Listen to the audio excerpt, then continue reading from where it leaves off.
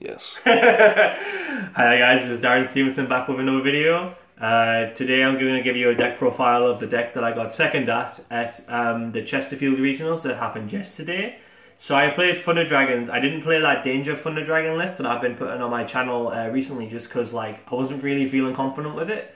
And I haven't really played much Thunder Dragons, so I wanted to play something standard first. And then get more used to technical play with Thunder Dragons first.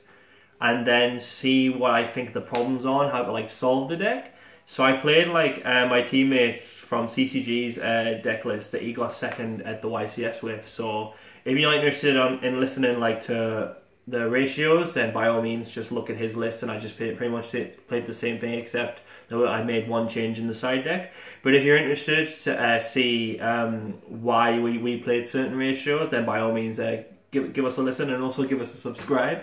So let's get to the ratios then. So I played 3 of each of the new Thunder Dragons: 3 Raw, 3 Dark, 3 Hawk, and 3 Matrix. I normally don't go into too much detail about ratios that seem obvious, but a lot of people have just been cutting the third of this or the third of this. So I figured it's important that I actually talk about it a little bit.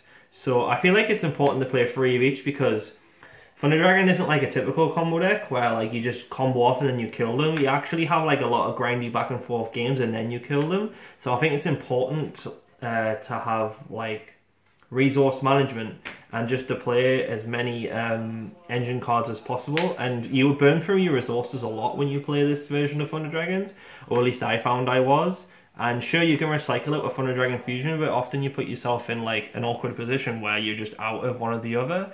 And I think it's important just to max out on them, because this, for one, is one of the best Thunder Dragons because it special summons this guy from deck. This is one of the best extenders in your deck, and these 3 are just really good to have constant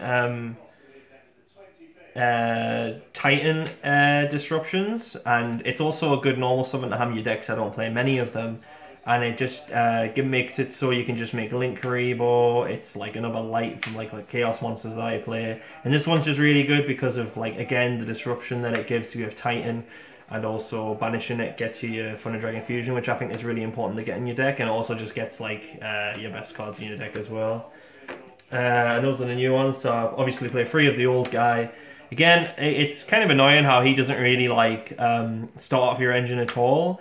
But when you're pushing, this card is one of the best cards to have in your hand, just because you just discard it when you have a Titan, search another one, pop a guy, do it again, pop a guy, and then put these 2 back with the fusion. Then you can just keep going again, and this just lets you have a lot of insane pushes with Titan. It's actually mental.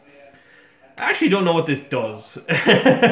So I played 2 of the Chaos Monsters. I'm assuming he didn't play 2 BLS because he wanted a BLS that was searchable, which kind of makes sense. I never searched this. I summoned it once as an extender to banish a Raw that I sent off Brilliant Fusion, and these are really good as extenders and also spot removal as well. I think I need to play more to fully understand why Miko played Duo, but I really liked BLS just because drawing BLS just got me out of a lot of difficult situations. It also just makes the game much easier. But I cited it out sometimes, going first especially, and yeah, just because I thought a lot of other cards were just more powerful.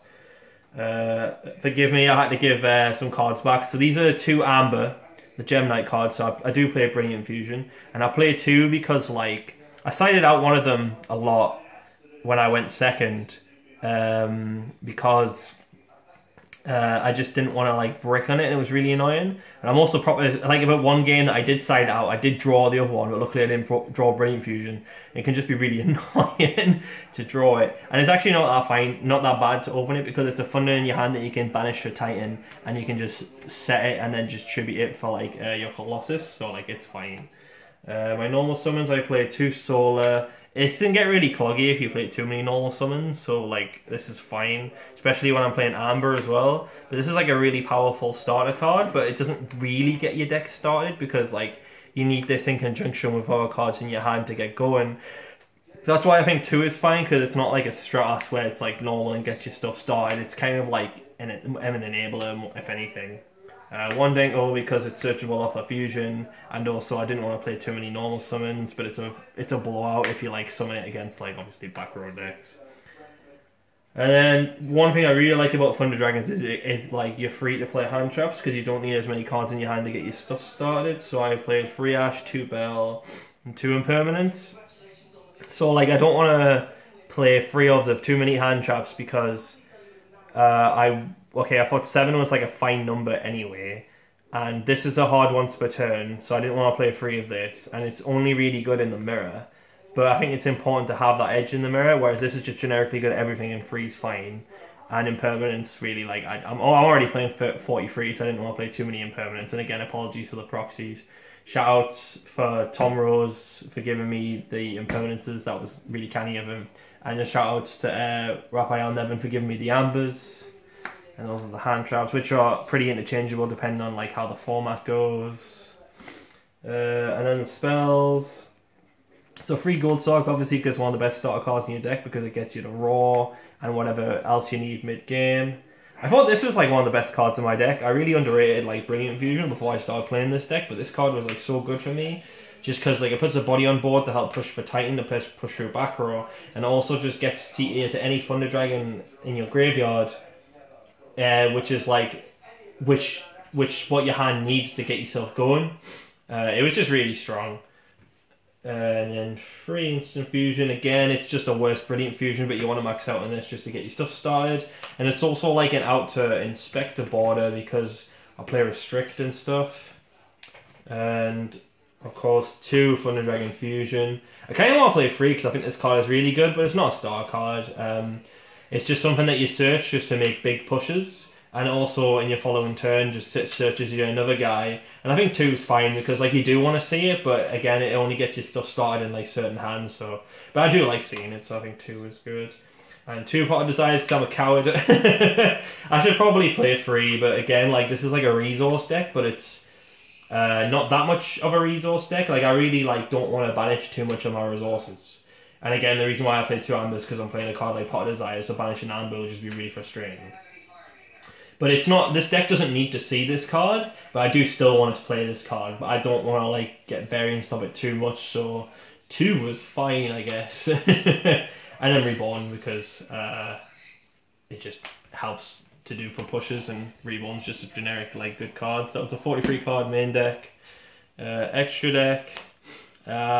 Like I said earlier, oh my god, sticky bloody sleeves. Played Restrict, just to out stuff. I feel like this is just here for like the mirror, just to get rid of Colossuses, and also just for Beatrice, because the Burn Abyss matchup is really hard, but I never really summoned it. Kaminari just for the instant fusion, to get your stuff started. Prismora for the Gem Knight, Brilliant Fusion. And then I maxed out on the Thunder Dragons in fusion, so I played 3 Colossus and 3 Titan. Again, I think it's really important to max out on these because like a lot of the time you can play like a resource game with Thunder Dragons, and I just want to max out on these. And a lot of the time I do burn for all of these, but it's good that you have Thunder Dragon Fusion to put them back. But honestly, I just wouldn't want to like cut these because resources are really important, especially since the format's just a bit slow right now. Link Revo just because I play the whatever it's called, Matrix.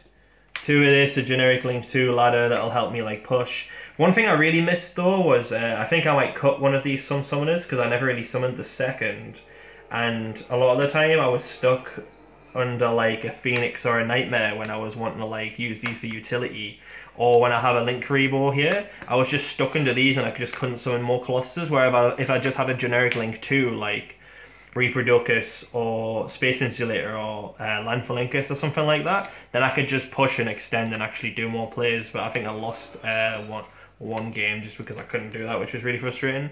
And the Boral Sword, so people from our locals, a shout out to Ryan for letting me borrow this Boral Sword, and a shout out to Rob for letting me borrow the entire deck. So I played this over Boral Load because Boral Load is like exclusively good in like the mirror just to take it, but like the striker matchup can be really annoying, especially if they have Ego Booster, and Ego Booster is like really like a pain in the arse for this deck. So this can just end the game against people that just Ego Booster their Link. In the side deck, I played another Denko on the side deck, so I'll just put it there. just to go in against like the random back row decks. And let me just do the rest. So 1 Dinko, and then more hand traps. Ghost Ogre for like random stuff like Pendulum, and also this is just really strong against Rongo when they go for the Summon Sorceress play. If the Ogre Summon Sorceress or Zolde, their turn usually ends.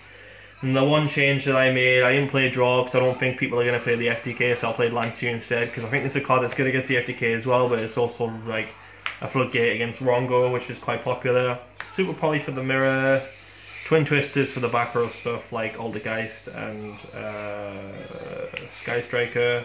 Mind Control for the mirror. This is like, I choose to go second in the mirror because you just play so many like powerful cards just to interrupt them, and then you can OTK them. 2 evenly matched, again, sorry for the proxies, and thanks to Tom Rhodes for letting me borrow these. And then the Imperial Order, because it says in the card text that you win the duel when you have this card. So that's the deck. Go around this way. So apologies, my cameraman's my brother, he doesn't know what the hell's going on. He's got a cold, bless him, he's probably holding in a cough. So yeah, big shout out to the people that I mentioned. Federico for the list. Raf and Evan, Tom Rose, Ryan Selkold, and Rob Dave for letting me borrow the cards. Shouts to Luke for letting me stay at his house and his girlfriend, even though we're just playing Smash all night and probably making a lot of noise. Big shouts to CTG and their sponsors, Game Island, Card Market, Custom Playmats, Ultimate God, and JPG. This is Darren Stevenson, live from my kitchen. Catch you later, guys.